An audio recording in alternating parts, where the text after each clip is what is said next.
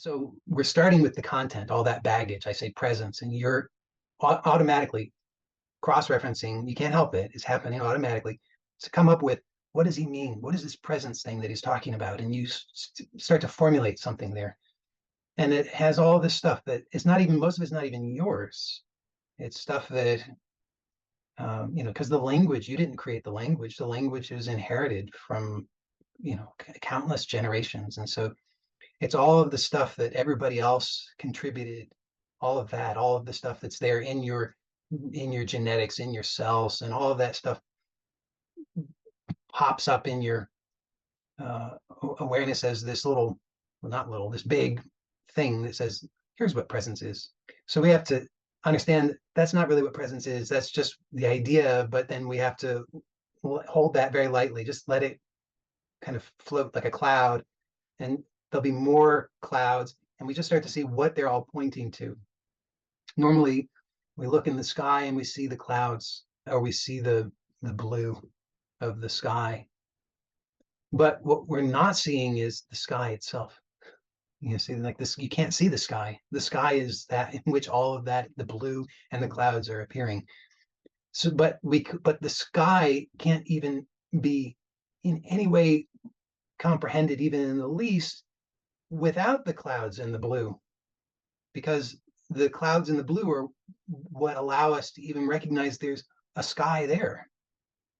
So in a similar way, all of the contents, all of the baggage, all of the concepts, all of the memories, all of this stuff that we normally mistake for ourselves in our lives, it's not bad. It's there because it offers that contrast so that then we can recognize what all of it's pointing to, which is that space in which all of it is happening, which is the consciousness that we are. But again, normally we're conditioned to give our attention to the content and overlook what the content is actually revealing to us, which is the space in which the content is happening, or the consciousness in which it's happening. Relax. So when in doubt, if you notice yourself getting all uptight, just relax. Just let it go. And just remember that all of the content is there just to point to what it is that the content is occurring in, what is aware of the content. And you can't get hold of that. You can't grasp it. It's not another object. That's the challenge, is that, again, we're conditioned to just look at the content and overlook the space, overlook the consciousness. Because the consciousness is the one thing that's not a thing. It's the one thing that's not an object. And so we dismiss it. From a practical sense, we become blind to it. Okay, so the topic for today is the invisible reality that gives rise to all potential, which is sort of what I've already been talking about. But it's so that we can learn how to start to recognize it. And a big part of this has to do with safety, because the majority of the noise in our nervous systems, the noise in our minds, and what our attention goes to is, and this could be said many different ways. I'll just say it as that it's fear-based. Just take a look and see, might it be that the majority of the thoughts, the impulses that you have are based in fear? And if you accept that as a possibility, then the next thing is to see that, what is your reaction to that notion of fear? So we all have, again, you can't help it, there's a baggage there. So you're going to have some kind of association and reaction to the idea of fear. You're going to say, I like it, I don't like it, it's good, it's bad, I should get rid of it, I'm helpless, I can't do anything about it, whatever. You're going to have some kind of baggage there.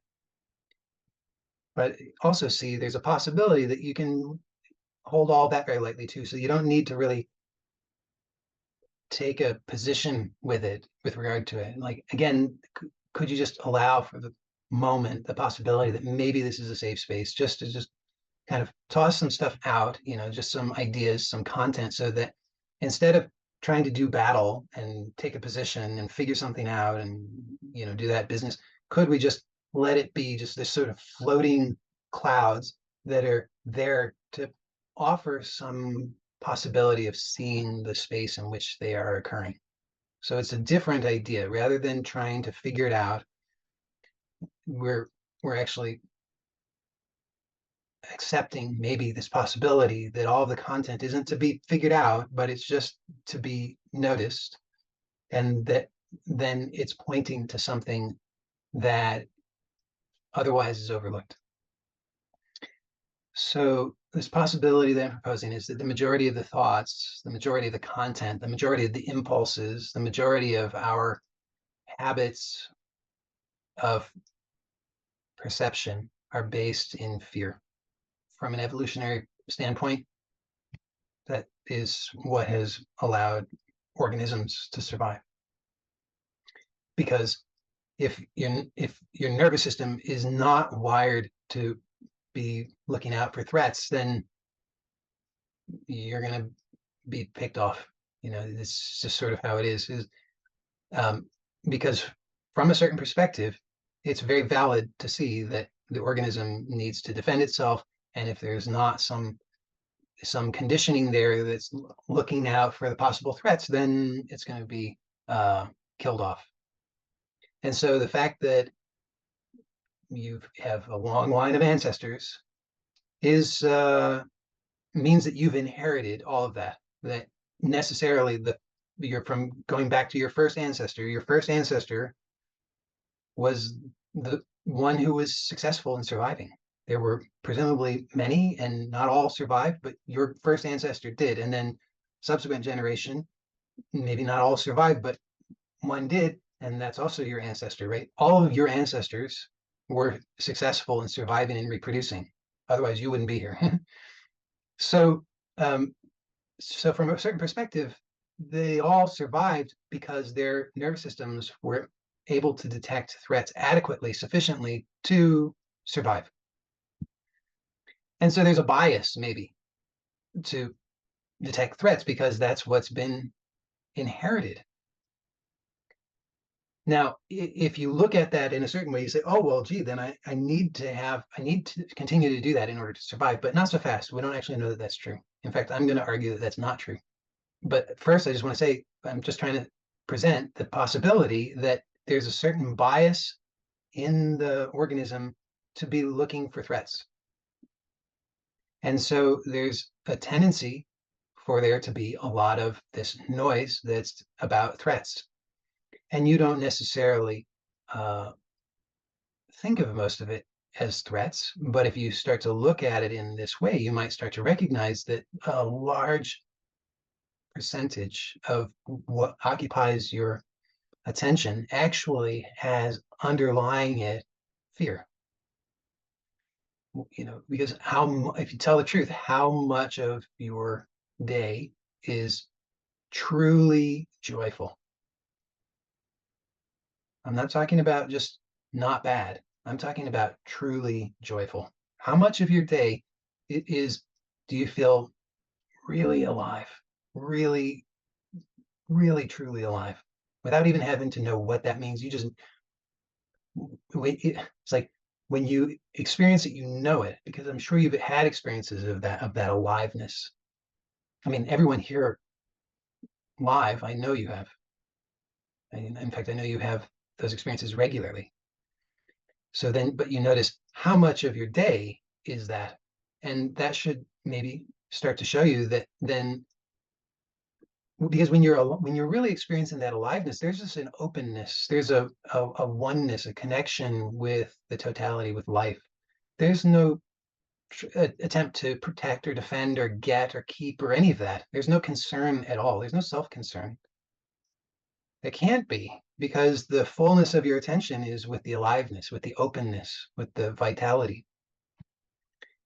But in contrast, then you notice a lot of the rest of the day, there's this sort of just this under thread, this thread of threat, fear. Is there something wrong? There might be something wrong. What's wrong? What do I need? I'm lacking something. What do I need to do? What might be wrong?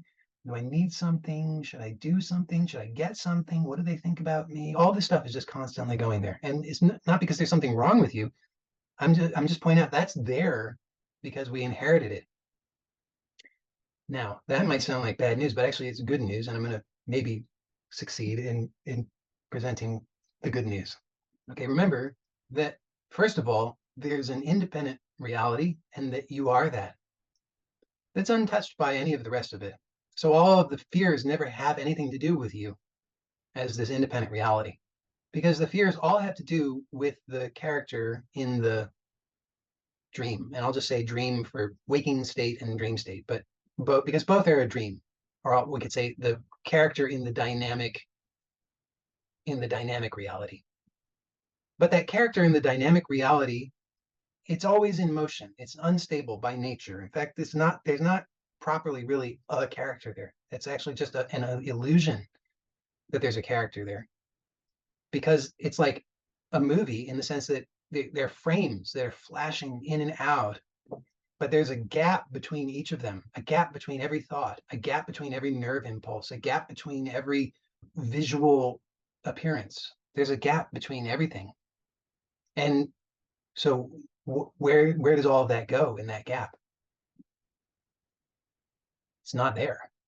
But there's something that's here. It's not a thing, but it's that which is independent, that which is always here, that which is stable, and that we call it consciousness, call it whatever. But that's the independent reality that you are. So that's the first thing, is that whatever happens, it doesn't touch you. Just the same as when you go to sleep at night and you have a dream, whatever happens in the dream, good, bad, who cares? When you wake up, you realize it's not me. While you're hypnotized in the dream, you think it matters a great deal. You know, all of the drama of the dream you think matters completely. But when you wake up from the entrancement, then there's a realization, no, it doesn't matter. It's a dream. But I'm that which is aware of the dream. So in the same way, same is true in a parallel sense with the waking state. But the thing is, right now, you're in the waking state, or you're experiencing the waking state, or the waking state is in you, or the waking state is active. And so there's, and you to some degree, there's a hypnosis happening. And so that's why this seems real presently. But when we slow down enough, and this is possible to do, and those who are here live, you do it regularly. When you slow down enough, then what starts to happen is you realize those gaps. You start to realize that gap, and that gap is not just a gap between, but rather it is the ultimate gap. It's the gap of consciousness, which has no beginning or no end, in which all of the appearance is occurring. But the appearance appears and disappears, appears and disappears, appears and disappears. This eternal gap is the only thing that's constant. Whatever the fears are, they actually don't have anything to do with you as your independent nature. Is that everything that has a beginning has an end. And so anytime that we have anything, any object, any idea of any kind, anything that we can think of or speak of, no matter how long its duration, we know that if it exists, it will have an end, or it does have an end. Probably a better way of saying it. And so if we're pinning all of our hopes on that, which has a beginning and an end, then there's always this insecurity there. But if we're recognizing that I am that which has no beginning or end, it's eternal. It didn't start ever. It's never going to end. It doesn't have some boundary to it. It doesn't exist in time and space. Time and space exist in it. Then immediately all of these concerns which are here, they don't have anything to attach to. Or if there is anything for them to attach to, it's not who you are, because who you are as your independent nature is not a thing that has a beginning or an end. So it's inherently stable. It's inherently secure, because there's nothing separate from it that can attack it. There's nothing, it is not a thing that can be attacked.